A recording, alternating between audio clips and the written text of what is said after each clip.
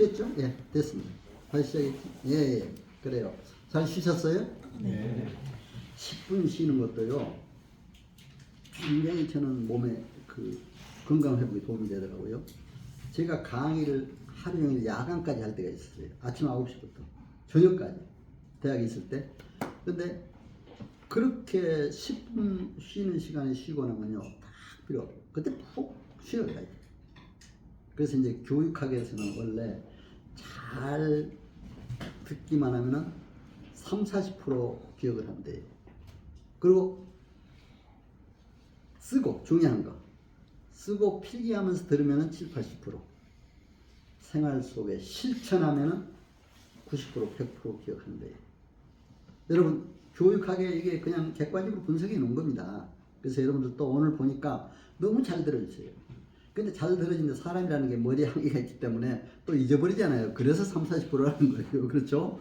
여러분 그래도 그렇게 잘 들어주고, 또 이 교재도 봐가면서 이렇게 또 해가지고, 사실 교재 초창기에 만들 때 제가 거기에 편집위원으로, 교재 편찬위원으로 들어가 있었습니다. 아마 뒤에 요즘에 새로 발간한 것 때문에 제가 아마 초창기 발견할 때 대한 이제 명단에 들어가 있습니다. 편찬위원회 아마 보시면 알 겁니다. 그러니까 참고로 하시고, 그래도 교재 열심히 보면서 또 제2 오늘 실습 교육에 맞춰서 하는 거니까, 이건 기본 소양 교육이나 또는 연수 교육에 맞춰서 하는 겁니다. 그러니까 약간 실습은 실습 위주로 해야 되잖아요. 그래서 이제 조금 다릅니다. 그래서 이것도 내가 일본에 가서 보니까 일본에 아까 가해 본 거 이것도 얘기 드린 거잖아요.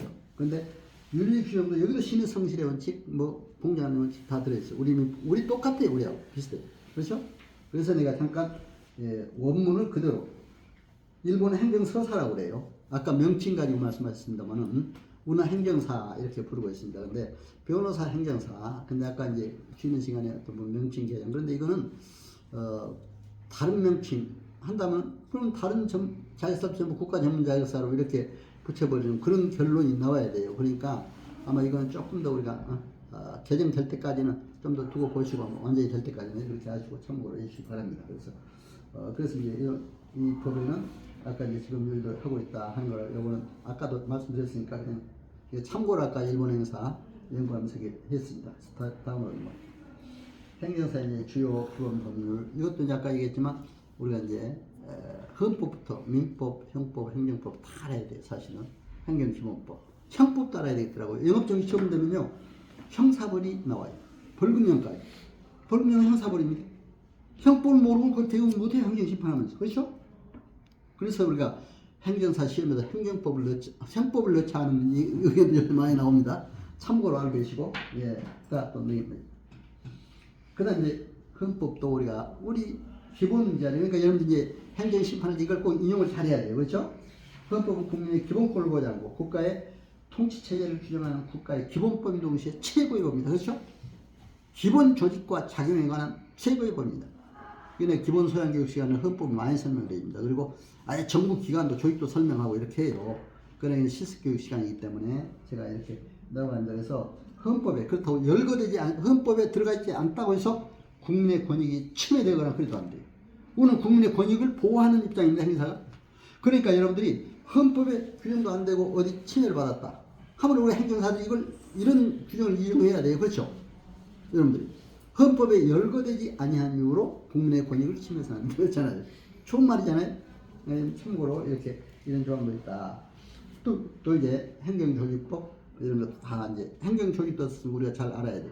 중앙행정부조직, 지방행정조직까지 다 우리 행정사 관계해야 됩니다. 그렇죠? 지방광역단체, 자치단체까지. 그 다음에 공공조직들이 있어요. 아까 내가 저작권 얘기했죠? 음악예술 한국음악저작권협회, 바로 문화체육관광부 소속기관입니다. 거기에서 법인 허가를 받아 한 거예요. 그러니까 공공기관이에요. 그렇죠? 공적인 기관입니다. 그래서 거기다 우리 행정사들이 한 거예요. 그렇죠? 저작권 등록을 참고로 하시고. 그러나 여러분, 민주주의 국가에서는 우리 국민이 주권자만 하지. 국민이 행정의 주체입니다. 여러분 뭘 가지세요? 국민의 행정이 주체예요.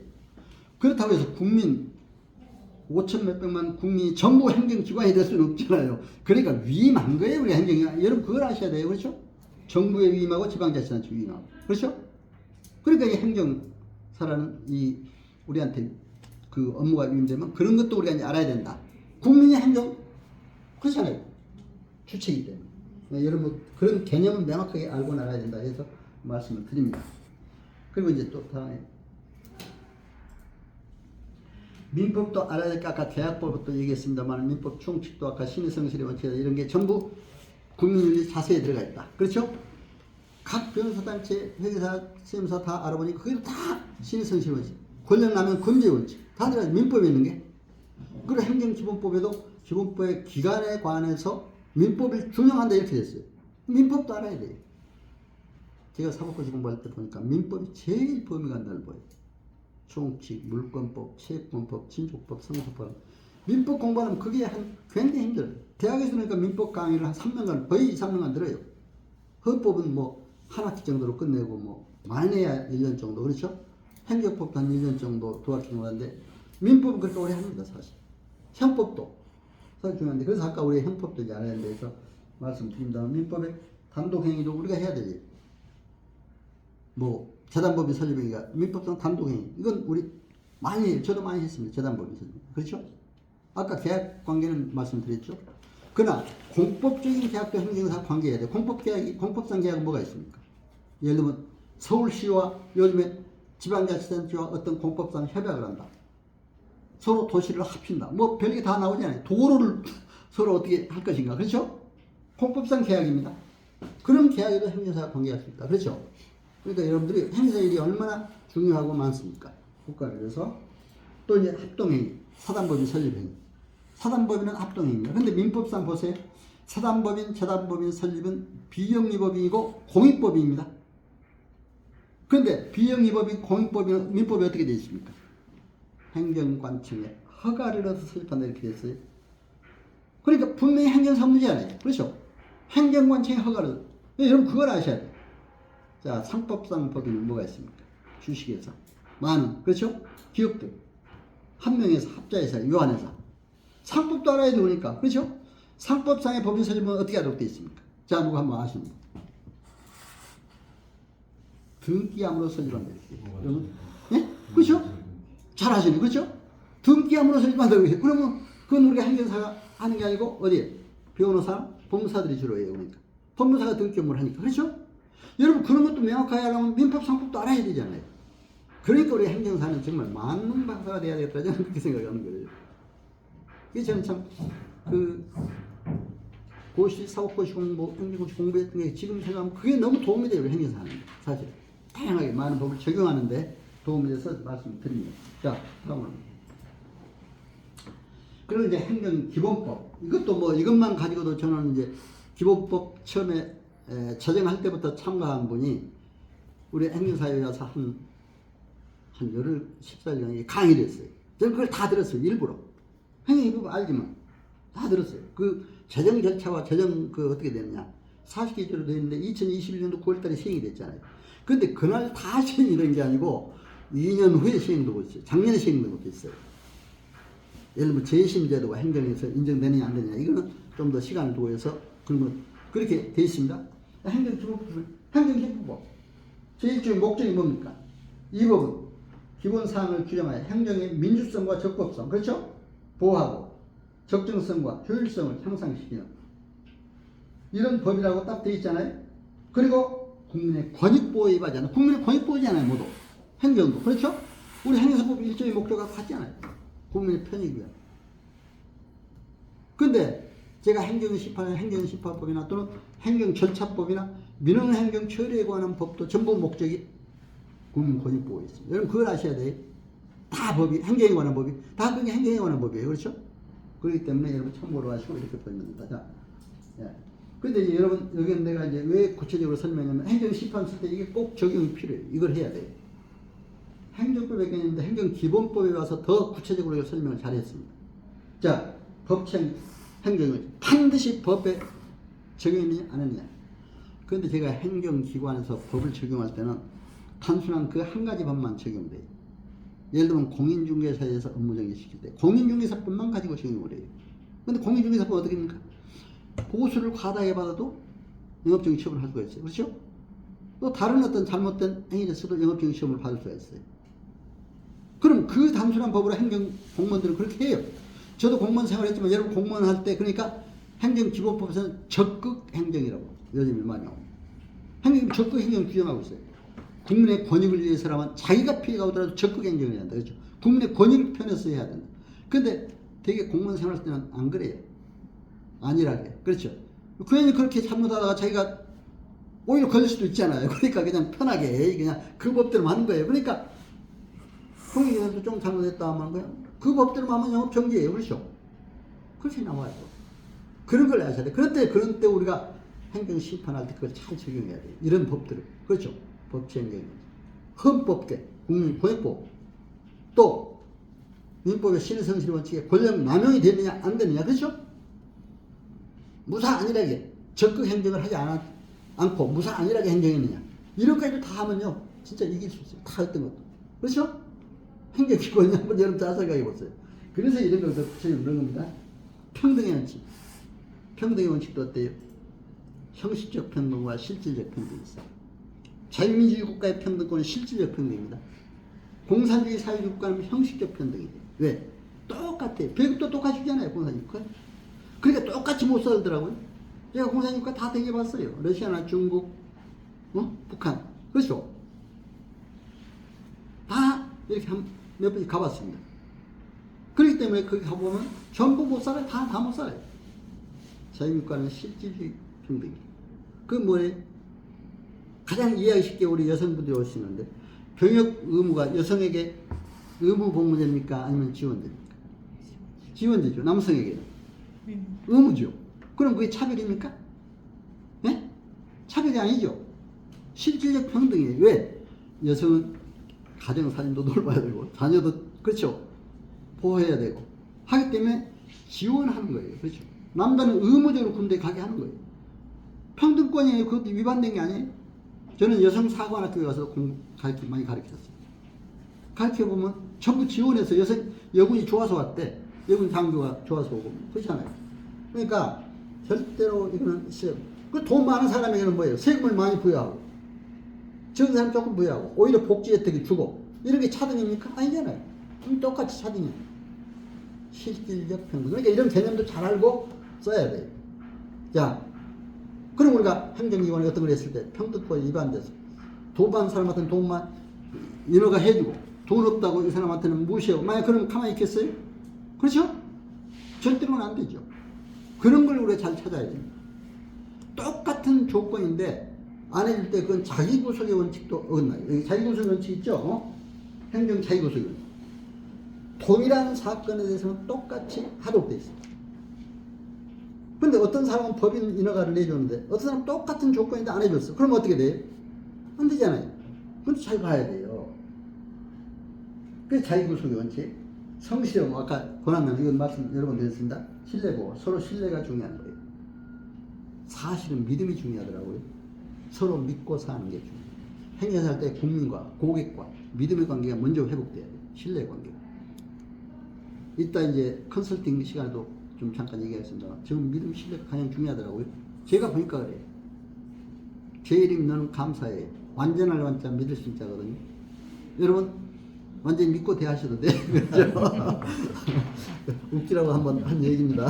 근데 어떻게 공교롭게 내가 이름이 그렇게 지어졌어요. 내가 지으려고 한 게 아니고 우리 할아버지가 그렇게 신고를 해가지고 그렇죠? 그렇게 된 거예요. 그러니까 참고를 하시고 또 부당결부 금지 원칙. 예? 예를 들면 어떻게 막 건축 허가를 얻기 위해서 자기 땅을 기증한다. 그럼 땅을 받았다. 공무원. 그거 안 되는 거예요. 그렇죠? 그 받은 조건으로 허가를 해줬어요. 그거 안 되잖아요. 재건축 인허가를 해가지고 토지보상하니까 그렇죠? 이런 것도 안 된다 해서 말씀을 드린 겁니다. 그리고 이제 이게 법인설립인의 이제 실제 사례를 여기 한번 하겠습니다. 아까 법인설립에 차등을 줘도 안 된다. 지금 지난번에 내가 서울시에 법인설립 인허가를 한번 해봤는데 서울시청에서 우리한테 하소연을 해요. 행정사님들 이것 좀 개선해 주세요. 3,000건이 들어왔대요. 법인설립 인허가가. 요즘에 웬만한 법인을 내려고 그러잖아요. 조금 막 몇 명이 모여서 그렇죠. 그러니까 3,000건이 들어요. 그래서 이제 자기네들이 법제처에 법률 해석을 올렸대요. 왜 이 문화체육관광부도 있고 거기 관련된 부서가 있는데 통일부는 통일부에서 해야 되고 중앙부서도 다 할 수 있는데 왜 이게 지방부서로 다 오니까 힘들어 죽겠다. 법조체 법률해석. 그 법률해석이 어떻게 나오는지 알아요? 그 해석 나온 공문을 나한테 보여줘요. 이런 게 참 중요한 겁니다. 지부, 지방회, 지방, 그 지부라든가 지회가 두세 곳 이상 있으면 전국적으로 회원이 있으면 이건 중앙관세에 해야 된다. 이렇게 결론이라고 법정에서. 서울시에만 있고 주소가 서울시에 회원만 있을 때는 서울시에 해야 한다. 그렇죠? 그런 거예요, 결론이. 그런데 그러니까 우리 대한행사회가 행정안전부에서 허가를 받았잖아요. 법인설립인허가. 왜? 전국에 지회가 있잖아요. 그렇죠? 여러분 참고로 그거 아셔야 돼요. 그렇기 때문에 법인 설립을 할 때 이런 것들이 있다. 저는 법인 설립도 많이 해봤어요. 통일관계 법인 설립. 이건 통일부에 직접 했고 중앙관세. 그 다음에 문화체육관광, 문화예술관광. 아예 한 분은 가수협회에서 법인 설립을 하고 해달래요. 네? 그래서 나보고 그러면 우리 행정학 박사님이 좀 와서 자기들 임원들, 이사들 다 모인 데서 한번 설명을 해달래 법인 설립을. 그래서 내가 쭉 설명을 했어요. 정부관도 만들고 초공회도 열고 임원도 설립하고 대표이사 선임하고 이사 선임하고 어떻게 해야 된다 하는 걸 다 했어요. 그래고 했더니 자기들이 한 30분 설명했더니 다 근데 언제 막 그걸 녹음했더라고요. 녹음해서 자기는 유튜브에 올려놨어요. 다 내 유튜브 보면 나오는데 초창기에 그렇죠 맞는데 유튜브 내 유튜브가 한 2, 3년 됐는데 벌써 지금 구독자가 3천 몇 명 넘어갔어요. 1,000명 넘어가니까 이게 이제 구글에 승인이 나오더라고요. 그러니까 이제 사실 유튜브를 통해서도 수익이 좀씩 들어와요. 그래도 몇만 명 돼야 그 몇백만 원, 몇십만 원이 된다고 하는데 돈이 문제가 아니라 저는 이걸 내가 아는 지식을 전부 알리자 해가지고 한 거예요, 사실은. 그래서 여러분들 좀 보시고 이렇게 하면 됩니다. 그래서, 너무 하다 보니까 그렇게 되는데, 그럼 법인 설립을 하다 보니까 그 가수들이, 그러면 여기서 행정사님이 그때 알아보더라고요. 우리 행정사님, 더구나 행정학 박사님이, 행정사님이 요걸 노래를 한 곡 불러주면 가수들이 힘이 나갔대. 야, 이거 노래 부를 줄 모르고, 여러분 그거 어떻게 해야 돼요, 그때? 한 곡 불러줘야 돼요? 네? 불러야 돼? 그래서 그러면 내가 좋아하는 그때 어머님이 바로 돌아가셨어. 어머니를 생각하면서 그럼 비 내리는 고모랭을 한번 여기 음반이 있네. 이거 다 설치됐다고 하더라고. 음반을 딱 틀어줘. 그래서 내가 마이크 대고 딱 한번 불렀어요. 그랬더니 그렇게 박수를 치고 좋다고 그걸 자기네 유튜브에 올려놓더라고요. 자기네 유튜브에. 그러고 있습니다. 그래서 이렇게 하고 있다 하는 것을 여러분 내 실제 사례를 들어서 말씀을 드리고 있습니다. 이게 법인 설립 이런 걸 하면서 이렇게 심지어는 음악도 그렇죠. 노래도 부르는 그런 게 재밌어요. 행동을 해보니까. 그렇죠? 그런 게 있다는 거를 참고로 이렇게 말씀을 드립니다. 예. 자, 그럼 다음번에 한번. 기부부의 기도 효과는 그래서 이제 이렇게 보세요. 여기 적극행정이 나오잖아요. 적극행정구역. 그렇죠? 국내권익부, 적극행정. 이게 목적이 나오니까. 그래서 이렇게 돼 있다. 하는 걸 여러분들 아시고 넘어가면 됩니다. 자, 예. 자, 이번에 주로 이제 이 행정심판 학교에서 앞에서 그런 법들을 설명한 겁니다. 행정심판, 행정쟁송과 행정심판은 어떻게 달라요? 행정쟁송 속에는 행정소송도 있고 행정심판도 있습니다. 그렇죠? 그래 행정심판은 행정기관에 하는 위법 부당한 처분에 대해서 행정기관에 하는 거예요. 그렇죠? 이게 차이만 여러분들이 아시면 돼요. 자, 넘어가요. 이따 실제 사례 중심으로 좀. 자, 행정소송, 행정심판, 전치주의. 자, 행정심판, 전치주의는 여러분 반드시 행정심판을 거쳐야 되는 사건이 있어요. 안 거치고 바로 행정소송을 가야 되는 사건도 있어요. 그렇죠?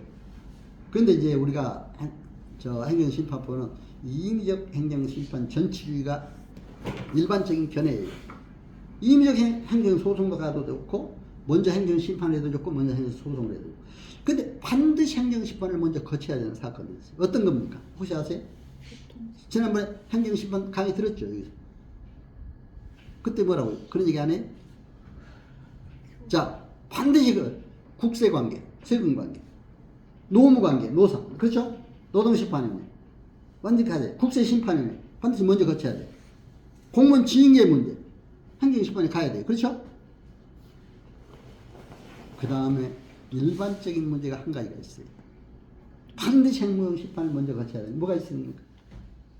음주운전, 면허 정지 취소. 반드시 행정심판을 먼저 거쳐야 됩니다. 내가 참 이걸 보면서 어떻게 또 공부했냐. 내가 그래서 이런 걸 보면서 행정법원을 꼭 우리 실습교육생 데리고 한 30명씩 같이 갔어요. 몇 군데를 같이 갔어요. 행정법원하고. 내가 출입국 업무는 처음 했으니까 출입국관리사무소하고. 또 이제 구청에 자동차 등록 업무. 아까 자동차 등록 업무도 우리 행정사 업무인데 다 뺏기고 있대. 다른 데서. 다른 거 뭐 오복사, 뭐 상호사 이런 데도 한대요. 거기서 자동차 뭐 영업소가 있잖아요. 많이. 거기서 다 한대요. 행정. 근데 그 팀장이 그렇게 우리 30명 딱 강단에 앉혀놓고 설명을 잘해줘요. 아, 이거 행정사님 업무인데 이렇게 합니까? 그러니까 우리 행정사들은 또 그건 좀 시시하다고 그 얼마 돈 못 번다고 안 해요, 되게. 근데 여러분 생각해 보세요. 시시하지만 보통 한 건에 얼마 받냐? 3만 원 그때 당시 이렇게 받는데 한 건 등록하고 하는데 30건씩 가지면 돼요. 30건이면 하루에 얼마입니까? 네? 90만 원. 한 달이면 얼마예요? 네? 270. 네? 270이? 2천 몇백 되잖아요. 근데 그거 쉽게 생각을 해요? 차라리 우리 누구 직원들 두고 그렇게 하고 쉽게 되지 않아요. 근데 그거를 전부 행정사들이 안 해요. 그렇게 일이 많이 있습니다. 구청 직원이 자기도 행정사도 할 거니까 아 이거 행정사님들이 해야 될 건데 말이야. 이거 지금 하루에 10건씩 가져오는데 우리 행정사님들은 뭐 하고 계십니까? 그러더라고. 오히려 우리한테 그래요. 네? 그렇잖아요. 서초구청에 자동차 등록사업소 가는데 여러분 나도 자동차 등록도 여러 번 해봤어요. 내 거를 가지고 내 거 이전하고 옮기고 할 때 이제 하면서 그래서 이제 했는데 그렇게 하더라고요. 근데 이제 출입까지 하면 아까 그래서 꼭 하고 일부러 출입사하면 출입 업무는 전체 내가 한번 잘해보려고 그때 120만 원씩 한 달에 주고 토요일마다 한 두세 시간씩 교육을 받았어요. 그 교육 수료증을 받으니까 법무부에 출입국 대행기관 등록을 하라고 하더라고요. 그게 등록을 했어요. 그러니까 출입국 대행기관 등록증까지 가지고 있습니다. 저는 출입국 대행. 그런데 출입국 대행기관에 지난번에 연수교육을 받았거든요. 근데 연수교육을 받는데 그 대상이 누군지 알았어요? 행정사, 변호사가 딱 두 가지. 여러분 보세요. 아까 자격 변호사, 행정사 이렇게 나와요. 근데 행정국가 전문자격사 이러면 아니 변호사도 그럼 법률국가 전문자격사로 해야죠. 그렇죠? 나는 그 법 개정 자체가 이거 만약 그렇게 한다 해도 그거는 저는 타당치 않다고 생각을 해요. 그러니까 이거는 우리가 법적으로 잘 우리가 모두게 검토해서 해석을 해야 됩니다. 그렇죠? 그래서 바로 행정사로서의 역할을 저는 이제 공인중개 그러니까 우리 행정사가 사실은 위상이 그동안에 떨어졌던 게 마침 대서소처럼 그렇잖아요. 대서 규제 규칙이 시작했잖아요. 근데 사실은 행정사가 옛날부터 행정사는 없을 수 없어요. 국가가 있는 한 행정이 있는 한 행정사가 있어야 되잖아요. 고구려 때는 국가가 없어요? 다 있잖아요. 국가 행정기관이. 그런데 이상하게 이제 대서업에서 생겼다 해서 마침 대서소처럼 그렇죠. 그러다 보니까 행정사들이 좀 이렇게 낮게 보이는. 그 내가 공인중개사 그 한번 강의 때 가서 강의를 할 때 한번 들어보는데 그런 얘기 하더라고요. 공인중개사 앞으로 절대로 복덕방이라고 하지 마라. 그렇죠? 옛날에 복덕방이라고 했잖아요. 그리고 공인중개사한테 사장이라고 하지 말라 그러더라고. 공인중개사라고 그러라. 왜 중개사 부르지 사장이라고 그러냐. 그렇죠? 변호사들 사장이라고 그럽니까? 안 하잖아요. 행위사도 행위사로 하면 좋지. 왜 거기 만약에 행위사 하면 사장이라고 들으세요? 그럼 하지 말라고 그러세요? 그럼 우리가 우리 스스로 위상을 지켜나가야 됩니다. 사실. 그렇죠? 여러분들이 그렇게 해서 내가 얘기하는 거예요. 그래서 행정심판주시가 음주운전에 게 있는데 음주운전에 관한 실예를 내가 하나 드리겠습니다. 행정법원에 갔는데 우리 행정사 30명 갔어요. 판사가 그렇게 친절하게 선물도 주고 재판하는데 다 보여줘. 행정재판하는데. 그러더니 우리한테 동영상을 하나 보여줘요. 동영상을. 제가 목이 마르니까 한잔 하고 가겠습니다.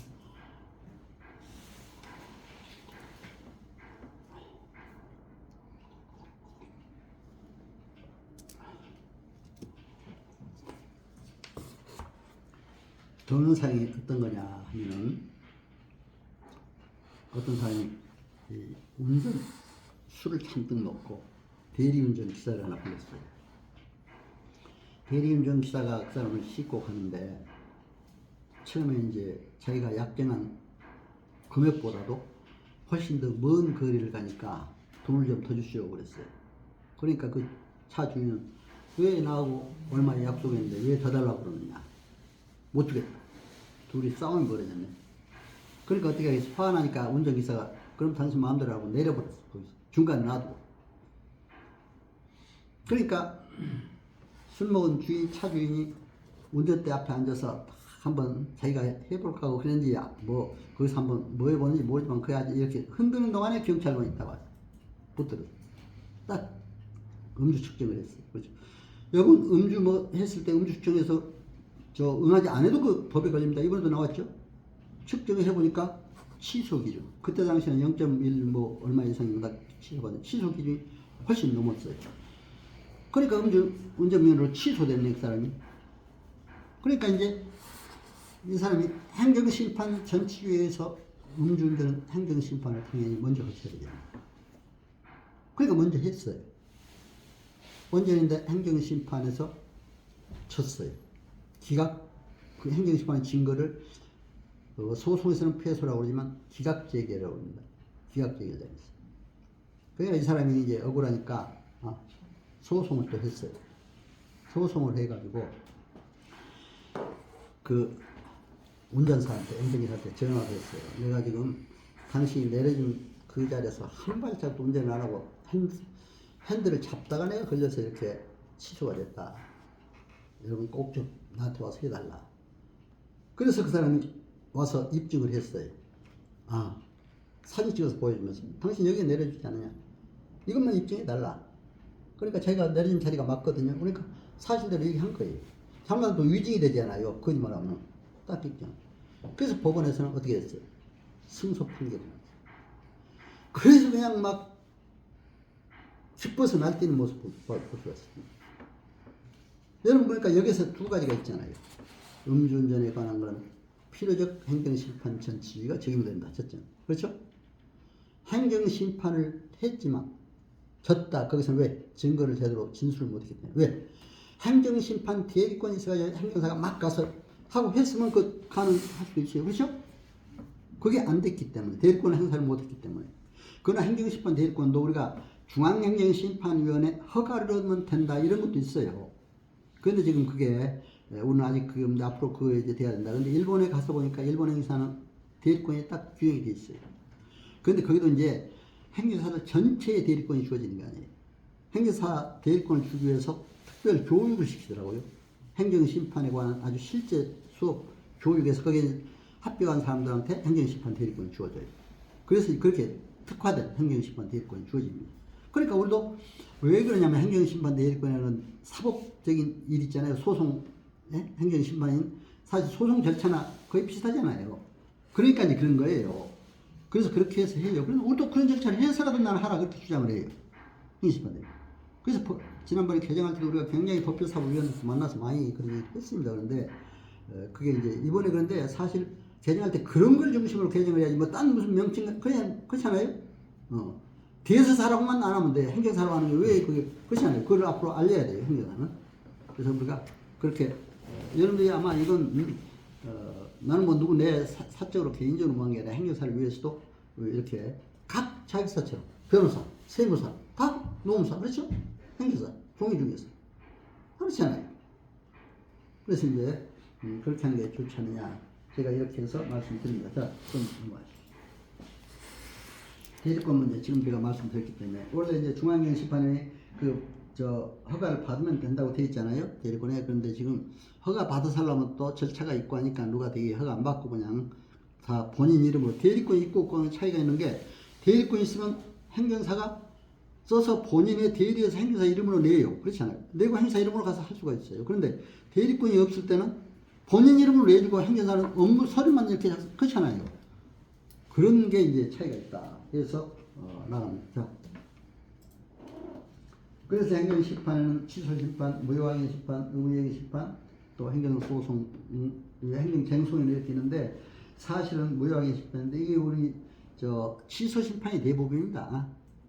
그리고 무효확인 이런 거는 어떤 원래부터 이제 법적으로 효력이 없는 그런 거고 또 의무이행심판 이런 거라든가 이런 거는 이제 어떤 자기 의무, 부자기 의무가 있는데 이건 민법상 용어입니다. 해야 될 것을 안 했다든가 이렇게 했을 때 부자기로 해야 될 일인데 안 해야 됐을 때 이런 의무이행 심판할 수 있어요. 법인 설립 인허가를 해줘야 되는데 안 해줬을 때 그래서 이렇게 나옵니다. 자, 다음으로.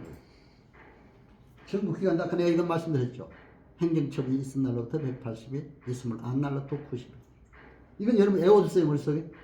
그리고 어떤 천재지변, 이런 게 있을 때는 그 끝나는 날로부터 14일 이내, 2주 이내. 그렇죠? 네. 이렇게 볼 수가 있습니다. 자, 청구인 적고 또 행정심판이라 있고, 이제 청구인에는 청구인 또 피청구인이 있습니다. 그래서 이런 건 넘어갈지. 아까 이제 실제 사례에서 청구 취지, 청구 원인도 이건 쓸 수 있는. 청구 취지는 간단히 음주운전 면허를 취소한다. 음주운전 면허 취소를 취소한다. 그럼 복구하는 거 아니에요. 그렇죠? 영업정지 취소를 취소한다. 영업정지 처분을 취소한다. 그렇죠? 그러면 정지 처분이 취소되는 거 아니에요. 그럼 복구되는 거죠. 이렇게 간단히 써져요.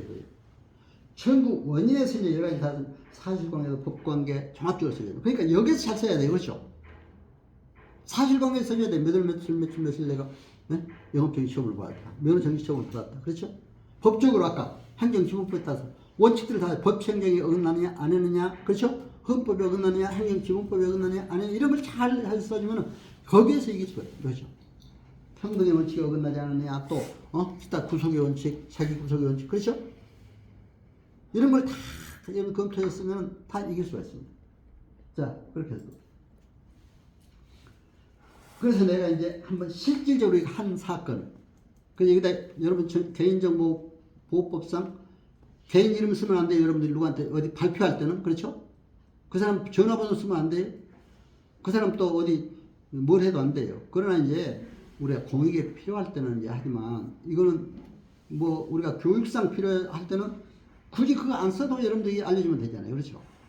근데 행정심판을 제가 한번 실제 해보니까 작년 바로 최근의 일이에요. 거의 6개월이 걸리더라고요. 끝날 때까지. 그런데 여러분 어떻게 보세요? 6개월 업무정지 처분을 받았는데 전문 자격사가 6개월 걸리면 이미 다 끝나버리잖아요. 어때요? 그때는 어떻게 해야 되겠어요? 자, 소외이익이 없으니까 집행정지를 바로 어떻게? 집행정지. 어이, 잘하시네. 바로 집행정지부터 먼저 시작입니다. 집행정지. 네? 그 행정처분 자체를 집행정지시켜놓고 우리가 행정심판 해나가야 돼요. 그러니까 저는 여기 날짜도 딱 있잖아요. 작년에 작년에 처음에 이런 통보를 받았어요. 이 사람은. 근데 이제 낼 때 바로 집행정지부터 딱 신청해요. 하니까 한 3일 만에 딱 행정심판에서 나와지더라고요. 서울시 행정심판에서. 나오니까 그 사람은 영업하면서 이제 다투는 거예요. 그렇죠? 만약에 그걸 안 하고 영업정지 상태에서 계속 다투면 6개월 지나면 다 이미 정지기간이 끝나버리잖아요. 무슨 의미가 있어요? 아니잖아요. 근데 어떤 사람은 그걸 모르고 막 영업정지도 안 해, 정지 신청도 안 해놓고 계속 행정심판만 해. 그럼 쓸데없는 수고하는 거 아니에요. 당연히.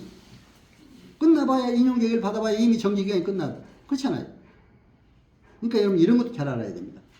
그런데 이제 그 하는 과정에서 참 복잡한 게 행정심판서 쓸 때 제가 아까 헌법 원칙, 민법상의 원칙, 형법상의 여러 가지 원칙, 행정기본법 다 썼어요. 국민의 권익을 위해서 이게 부당한 거다. 업무정지 자체가. 왜 단순한 그 법의 잣대로만 이걸 정지했느냐. 그렇죠? 그 하나의 법의 잣대로만 했느냐. 국민의 권익이 우선이다. 헌법상 보장된 국민의 행복주권도 그 행정이 잘못했다. 막 했어요.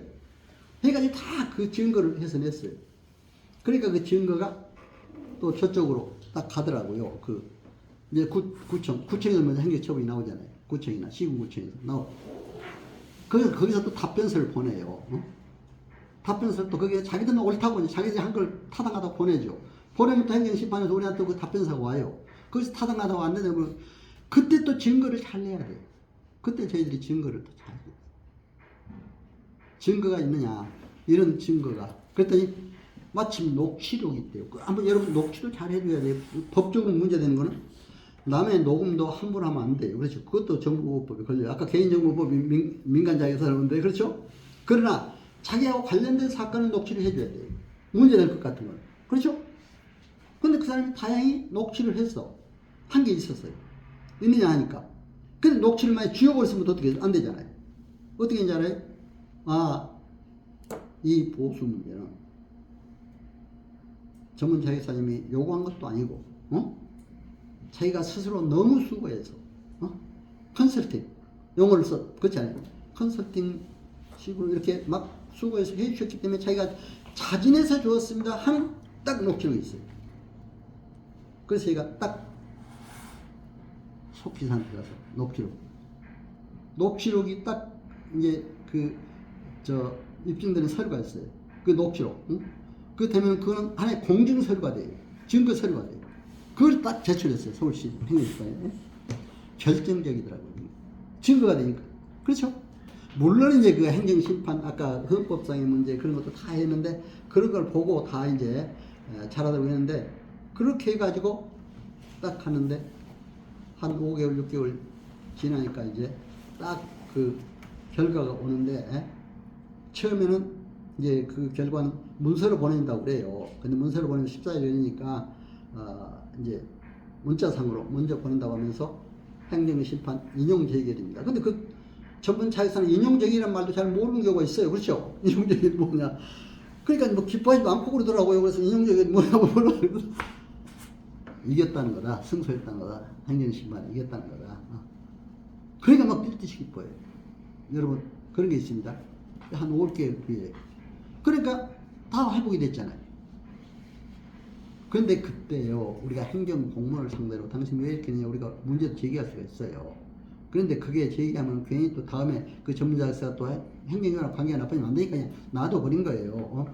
놔둬버렸는데, 그런 것들을 여러분들이 있다는 걸 아시고, 그렇게 할 때 반드시 행정심판. 그런데 이제, 아까 형사벌까지 문제되니까 검찰까지 갔어요. 이제. 보세요. 벌금형이니까 경찰에 고발까지 돼요. 벌금형 이상이면은 경찰에 고발이 됩니다. 먼저 고발장이 경찰로 가요. 그럼 경찰을 불러요 또. 그럼 그 사람이 얼마나 마음이, 한번 생각해 보세요. 여러분 얼마나 마음이 아프겠어요. 여러분들 경찰에 한번 불려가 보세요. 그렇죠? 검찰에 한번 불려가 보세요. 그래가지고 내가 딱 가서 하여튼 내가 답변하라는 대로 그 본인을 그렇게 시켰어요. 이렇게 답변해라. 그래가지고 이제 검찰까지 갔어요. 그래서 검찰에서 내가 검찰도 쫓아갔어. 검찰에 가서 이건 이렇게 해서 잘못된 거다. 녹취록도 이렇게 있다. 그렇게 하니까 검찰에서 이건 재수사 요청이 또 경찰로 내려가더라고요. 근데 제가 형법을 아니까 형사상 정당방위, 정당행위 또 이런 게 있어요. 입법상 절각사유라는 게 입법에서 없어집니다. 그런 걸 딱 들어대면서 딱 얘기했어요. 그때 검찰도 옳은 얘기라고 그러더라고요. 그렇잖아요. 그러면서 재수사 하라는 거는 경찰이 잘못했다는 거예요. 그렇잖아요. 그러니까 경찰이 마지막에 어떻게 나오냐. 이거 불송치로 혐의 없음으로 이렇게 경찰에서 해서 그러나 자기는 최종 결정 못하고 검찰에 보냈어요. 검찰은 그대로 그렇잖아요. 혐의 없음. 그러니까 하니까 또 그거를 서류를 냈더니 행정심판위원회에서 그걸 또 시군구청으로 보내요. 지방 행정처분관청으로. 거기서 뭐라 하는지 알아요? 형사벌과 행정벌은 다르기 때문에 거기서 혐의 없어도 업무정지는 돼야 된다. 이렇게 또 나오더라고. 여러분 그럴 때 어떻게 대답해야 돼요? 내가 그때 막 강하게 국민의 권익이 우선이다. 그러면 형사벌, 행정벌 지금 따질 때냐? 형사벌에서 혐의 없다고 그러고 국민 권익을 해서 판단해서 국민 권익을 먼저 생각해야지. 헌법상 행복주권, 국민 권익주 막 그렇게 주장하니까 아무 얘기 못해요. 뒤에 아무. 그러니까 결과적으로 인용제기. 그렇죠? 이렇게 됩니다, 여러분. 이건 실제 사례를 들어서 내가 얘기한 거니까 여러분들 아마 참고로 아시고 앞으로 행정심판 하거나 이렇게 될 때 사실은 이런 걸 많이 해봐야 돼요. 지금 몰라. 이번에 기본사회교육에 행정심판 그렇게 사례들 얼마나 들었는지 모르시겠는데 이번에 받으셨죠? 기본사회교육에 행정심판 받으셨어요 혹시? 받으셨어요? 이런 사례들 얘기 좀 했어요 혹시? 좀? 그럼 여러분 참고로 법적으로 정확하게 여러분들이 알고 이렇게 해야 된다 해서 말씀드립니다. 자, 민원 처리에 관한 법률. 이건 이제 참고로 말씀드립니다. 이런 거에 따라서 이것도 국내 권익 보호에 있다. 국내 권익을 보호한다. 그렇게 돼 있잖아요. 목적이. 그래서 내가 이것도 근데 민원 처리에 관한 법률을 행정기관에서 어긋나게 할 수 있어요. 왜? 민원 처리 보면 공공기관 또는 여기 여러 가지 행정기관에서 한 건데 공정하게 적법하게 해야 되는데 적법성을 어긋지고 또 보면은 민원인의 말만 듣고 행정처분하는 경우가 있어요. 민원인들이 막 그럴싸하게 민원 제기를 하면은 그것만 듣고 행정처리를 해요. 그러면 그 당한 사람은 억울하게 가서 제대로 답변도 못해. 답변해도 그걸, 그래서 내가 막 행정기관한테 그때 가서 내가 난리를 쳤어요. 왜 공정하게 적법 이거 어겼지냐. 그쪽이 그럼 서류 정식 보여주란 말이야. 보내지도 않고, 그걸 그쪽에서 보낸 서류 원래를 보내야 돼요. 민원처리법상 위반이에요, 그거. 그렇잖아요. 마음대로 처벌 안 해야. 그리고 다음에 녹취록 같은 것도 가지고 가면요. 그러니까 기간 끝났다고 또 안 받아줘요. 그렇잖아요. 언제까지 내야 되는데 언제까지 했다. 뭐 기간까지 줬다. 기간 따지면 할 말이 없지만, 그러니까 행정심판이 결국 이게 가지고 하니까 이제 그때는 그 사람이 할 말을 못 하더라고요. 행정이. 행정이 뭐 보면 이거 행정사가 대단하구나. 그때 이게 봐야 대단하다는 느낌이다. 그렇죠? 공무원들도 요즘 그렇게 생각해요. 행정사가 대단하구나. 이런 걸 한번 이겨놓으면 그렇죠? 그렇게 해서 한다고 생각이 됩니다. 그래서 민원처리법도 이거 보세요. 다 공정하게 해도 적법하게 되고 뭐도 민원처리 해야 되잖아요. 다음으로. 그래서 담당자 원래 이제 행정 담당관들도 보여야 되는데 여러분들이 혹시 민원 담당관들한테 폭력을 쓰거나 또 이렇게 막 하면 안 돼. 근데 민원 담당자도 신속하게, 공정하게, 친절하게, 적법하게 처리를 해야 돼. 그렇죠? 그렇다고 가서 막 그냥 폭행을 하거나 폭언을 하거나 그러면 안 돼요. 옛날에 나 공무원 생활할 때는 민간인들 와가지고 막 책상에 발을 올려놓고 막 야단친 사람도 있었어요. 난 그때는 어떻게 이렇게 우리 공무원 생활할 때 그때 그랬어요. 그때는 요즘에 그렇게 하던 그 사람이 걸려요. 그렇죠? 아무리 잘했다 하더라도 그러면 안 돼요. 여기 있잖아요. 그렇죠?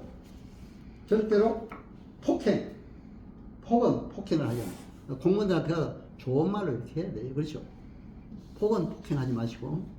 근데 막 그렇게 한 사람도 있어요. 요즘에 사회가 막 하도 악하게 돼가지고. 그렇죠? 예. 자, 다음에 거. 행정절차법 따라야 됩니다. 행정절차법에 어긋나면 안 돼요. 그렇죠? 이것도 국민권익보호 있잖아요. 그렇죠? 국민의 권익. 다 그러잖아요. 국민권익보호. 근데 행정절차상 예를 들면 청문도 해야 되고, 엄격하게 말하면 청문이라는 게 당사자를 다 불러서 같이 대질도 시키고 해야 돼요. 근데 안 부르더라고요. 또 아주 문제가 되면 공청회를 해야 돼요. 전문가들 불러가지고. 그렇죠? 다 이런 절차를 거쳐야 됩니다. 근데 절차가 없이 그냥 무조건 한 가지 법 잣대로 그냥 그대로 처리해요. 그러면 이건 행정심판 실 수밖에 없어요. 그렇죠? 그러니까 이런 것을 알아야 돼. 그래서 내가 행정절차법도 일단 소개했습니다. 자, 다음. 비속사건 이것도 뭐 이제 우리가 여러 가지 민법상 뭐 법인쓰는 식탁법상 신탁에 관한 감정에 관한 것은 비속사건 절차법이라는. 근데 이것도 행정사를 해야 될 업무입니다. 그래서 내가 잠깐 소개만 했어요. 이건 뭐 그렇게 많지는 않으니까 잠깐 넘어가죠. 그래서 국민 상담 컨설팅 이제 결론적으로 상담의 필수. 아까 2조 6항 컨설팅이라는 말을 많이 했다. 컨설팅이나 저도 컨설팅 자격을 경영 컨설팅 자격을 갖다 보니까 대기업 진단 지도를 했고 중국에도 20개선 다니면서 경영 전략 강의를 했어요. 근데 보니까 저는 행정학하고 경영학은 같아요. 그런데 행정학은 국가기관에 적용되는 것이고, 공공기관, 정부기관, 지방자치기관, 그렇죠? 경영학은 기업에 적용되는 거예요. 적용 대상이 다릅니다. 제가 서울행정대학원에 있을 때 밑에는 경영대학원에 있었거든요.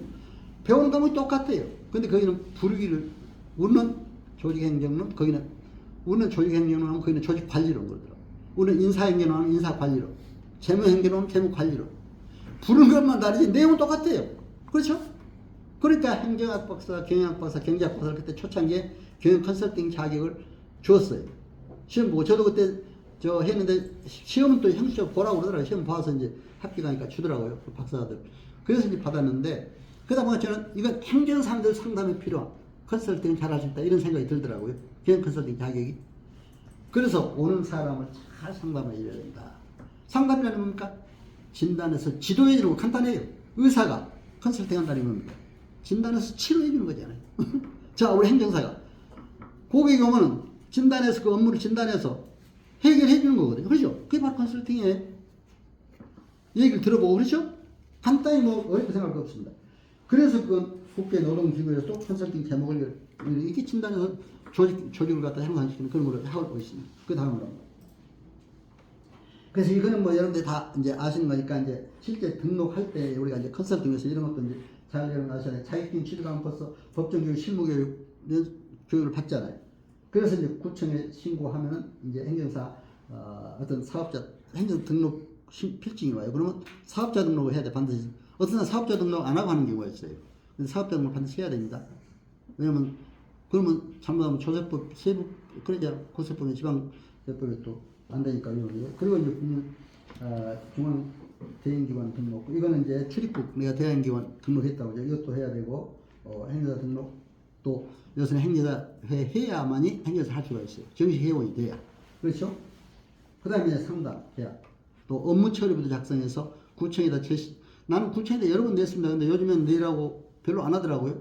한동안은 구청에 작년 7월부터 올해 6월 말까지 꼭 내라고 7월 말이나 8월경에 와요. 그래서 낸 적이 있습니다. 그래서 참고로 하시고. 자, 다음. 행정사 사무실도 여러분 7층이나 아까도 얘기했습니다만 1층이나 공인중개 사무실은 1층이야 상담하기 좋으니까 그렇지만 그렇습니다만은 행정사 사무실은 그렇게 굳이 그렇게 안 해도 7층에도 괜찮고 저는 아까 거기 우리 법원 앞에 5층입니다. 5층에도 사람들이 꾸준히 왔습니다. 그러니까 참고를 하시고. 자, 요즘은 디지털 시대이기 때문에. 자, 인터넷 4차 산업. 요즘 AI가 대단하더라고요. 그래서 AI 시대이기 때문에 이런 무리가 없다. 다음. 마지막 결론적으로. 자, 상담하는데 로고스, 논리가 정해져야 되고. 그렇죠? 감정이 있어야 돼요. 그러나 진실한 성품, 신뢰성이 가장 중요하다. 바로 이것은 아리스토텔레스가 하는 얘기입니다. 신뢰를 가지고 상담합니다. 그렇죠? 지적인 행사 실력이 있다. 그것도 물론 보여주는 것도 중요하고, 당신 영업 중이다 해서 얼마나 마음이 아프냐. 감성적으로 호소하는 것도 중요해요. 그러나 가장 중요한 것은 믿음을 보여줍니다. 내가 이 사람이면 할 수 있다. 인간적으로 괜찮다. 그렇죠? 자세가 좋다. 이런 보여주는 게 가장 중요하다. 바로 이건 아리스토텔레스 하는 얘기예요. 내가 하는 얘기가 아니라. 그렇죠? 자, 상담의 방법. 그래서 경영학자 피터 드라카도 경영이가 인간 경영이라고 했습니다. 인간 경영의 뿌리에는 바로 신뢰, 정직, 사랑이 필요해요. 그렇죠? 이렇게 해야 된다. 자, 다음 결론만 말씀드리고 이제 마치겠습니다. 자, 여러분 오늘 실무교육 너무 잘 들어서 감사합니다. 교육 분위기가 너무 좋아요. 난 처음 봤어요. 이렇게 열심히 들어주시고 여러분들. 그래서 다시 한번 여러분께 감사드리고 여러분 하여튼 행복하시고 건강하시고 또 실습 기간 동안 잘 이렇게 마치시고 이렇게 좋은 행복한 나날 되시기를 기원하고요. 꼭 무슨 있으면 저한테 연락해 주시면 명함을 드렸으니까 연락도 이렇게 주시고 저도 이렇게 오늘 영상 찍어 잘 됐으면 또 여러분들에게 보내드리고 이 영상뿐만 아니라 행사에 강의했던 영상들도 참고로 보내드리겠습니다. 자, 여러분 감사합니다. 수고하셨습니다. 고맙습니다.